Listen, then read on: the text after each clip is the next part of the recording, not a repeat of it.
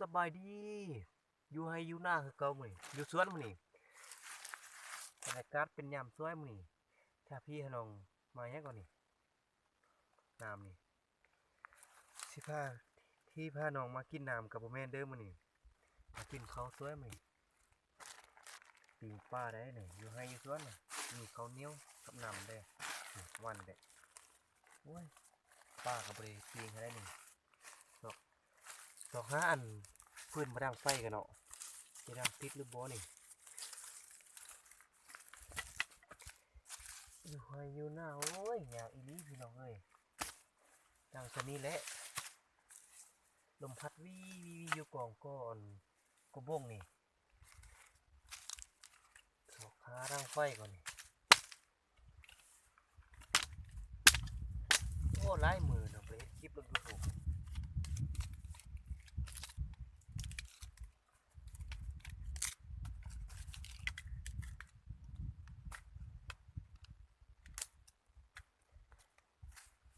บาบงเละดังเลยเฮ็ดฟืนเลยบ่มีฟืนยามแรงยามนี่ไฟก็มีได้นี่ทุ่งสงนี่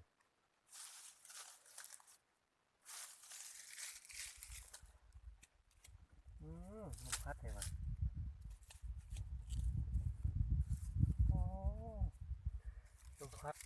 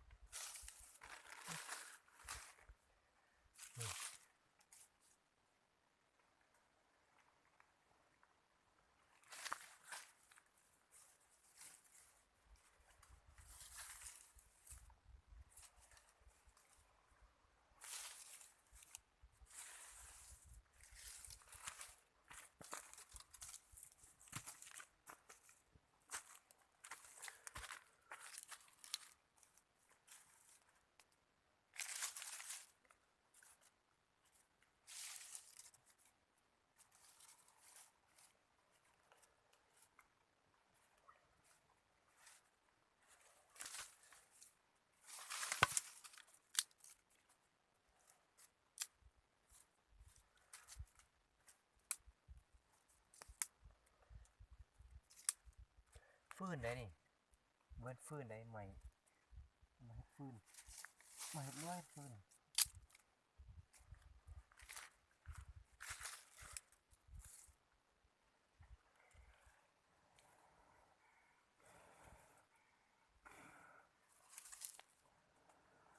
สิกินข้าวสวยอยู่บ่มื้อนี้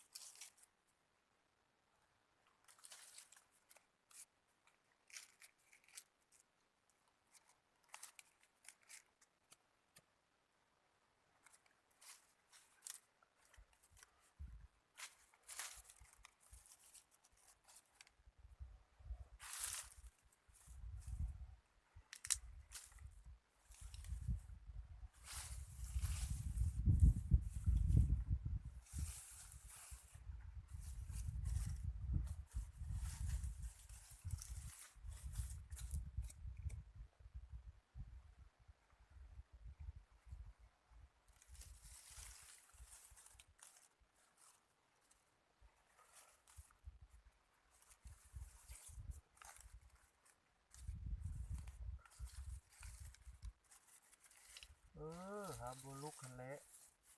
น้ำก็อยู่หม้อนี้ก็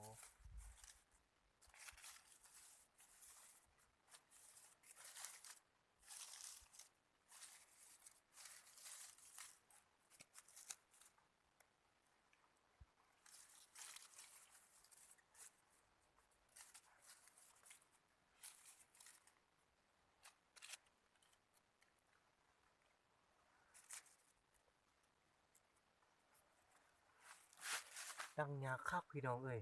สิได้กินข้าวสวยอยู่บ่นี่นี่ติดแล้วนี่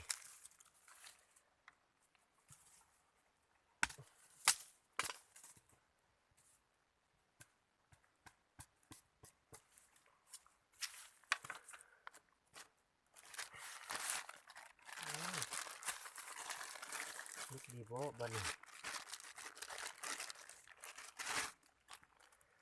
ปลาดำแหลมนี่ไปหามาแต่น้ำผู้ใดบ่หามาแต่บกไอ้ปลาแห้งได้หลายก็เลยมาเฮ็ดอย่างเฮ็ดปลาแห้งโอ้คักบัดนี้โอ้คักหลายพี่น้องเอ้ยมาเด้อ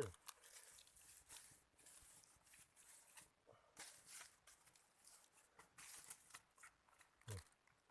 ข้างแบบนี้เลย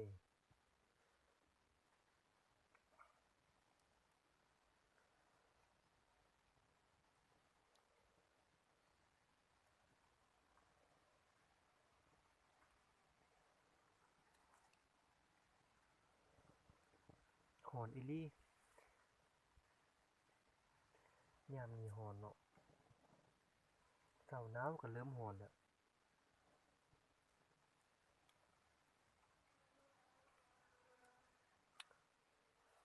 หอมเวลามิดซับเกือบตายเลยอดเอาว่าหอมติ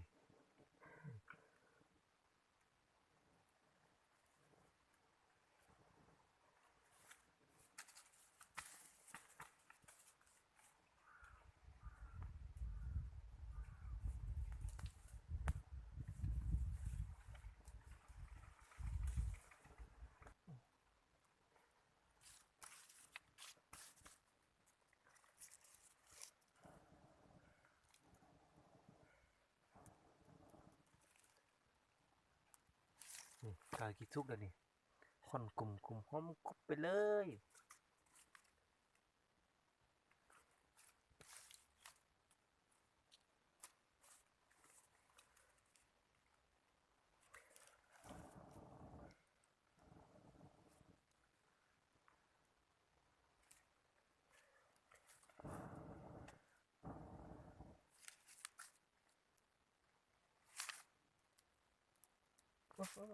ไม่เงี้ย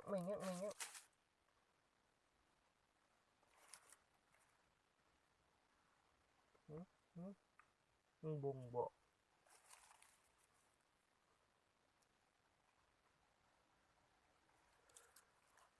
อีจักเบิดก่อนเนาะนี่ถือว่าสุกเดี๋ยวนี้โอ้ยไปแต่แสบไปรีพี่น้องเอ้ยหมดไฟเลยเนาะแหว่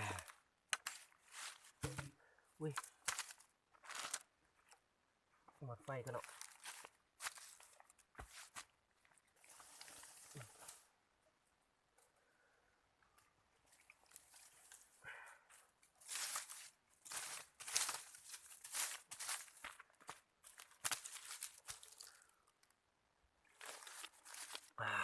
คัก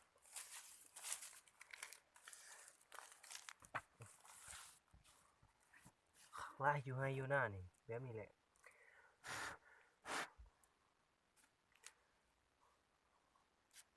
จังได้ปะมันขี้เขาท่านี่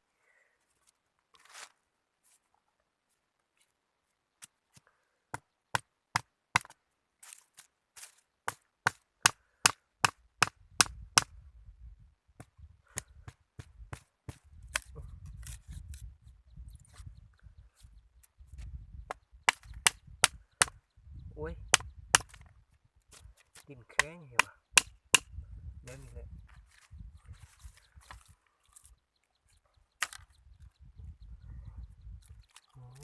คัก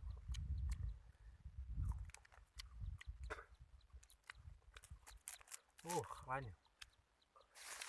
เขาเนี้ยเลยแต่ทุ่งยางออกมาโอ้หิวเขาคักเลยอืม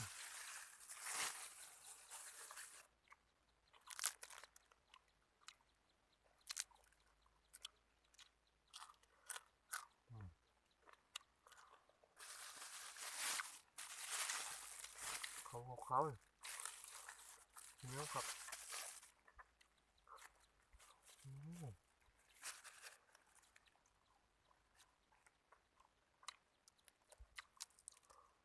อืม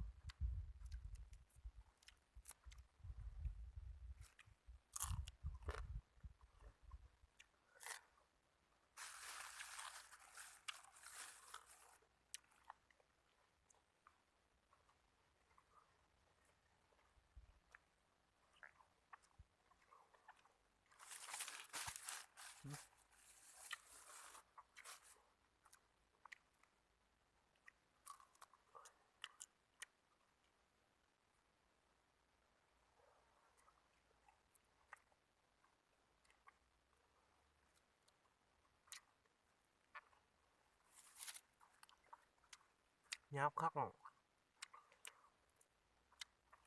ตากแดดไล่เหือน่ะ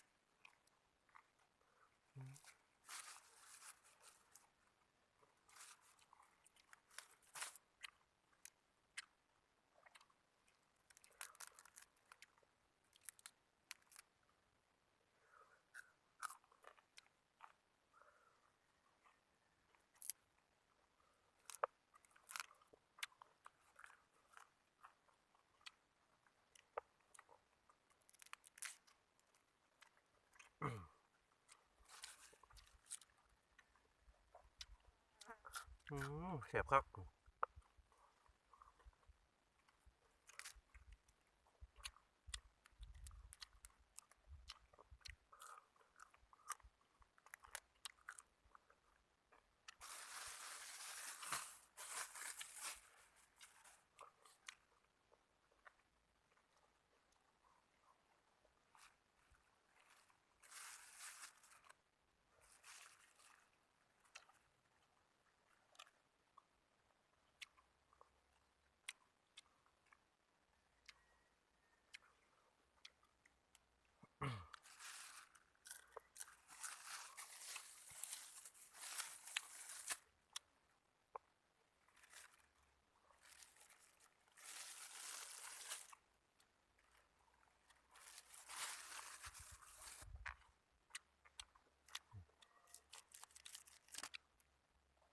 ค่อยดีคักเนี่ยกรอบเลย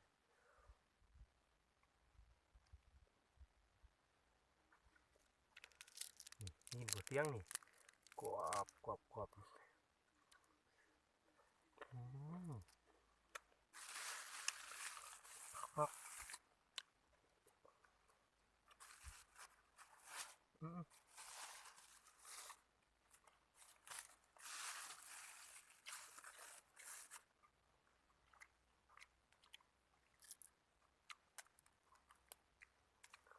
อื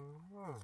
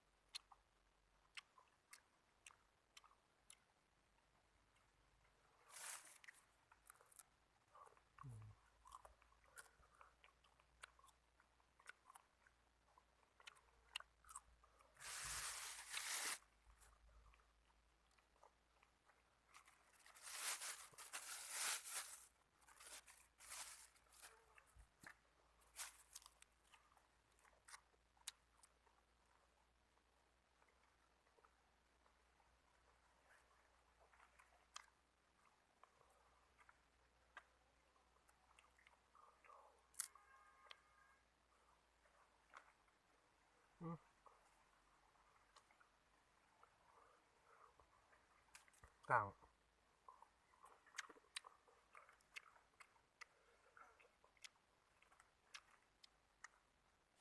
มันแล้วเรื่องเขานี่เนี่ย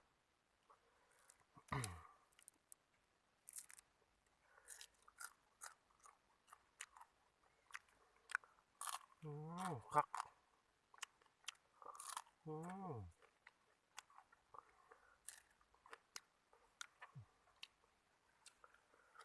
พากระบอกกินก้อนบ่เนี่ย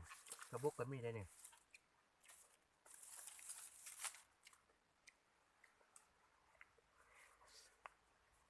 แตกแล้วมีกระบอกอ่ะสิเคี้ยวกัดโซ่พี่น้องในเบิ้งกันปลาดูกี่ดินป่ะ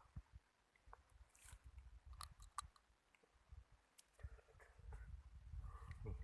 แตกเลยดิเคี้ยวกัดน่ะตากแดดแห้งไรน่ะโอ้ย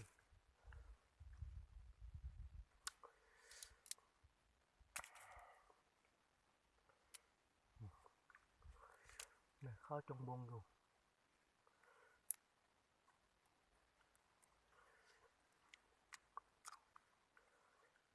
กระบอก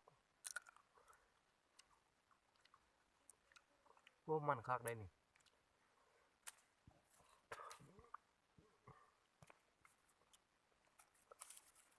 เก็บมาดุนแล้ว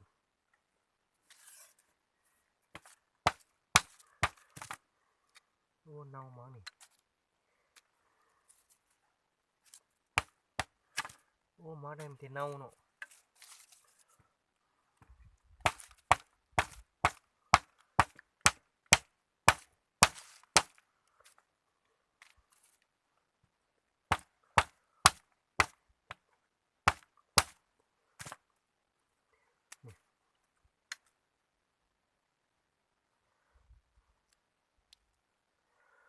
โอ้ยไปแสบๆอีลี่พี่น้องเอ้ย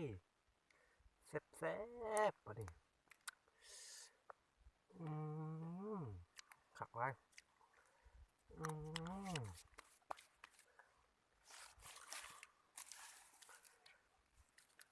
สำหรับมื้อนี้บ่ต้องขอลาไปก่อนเด้อบาย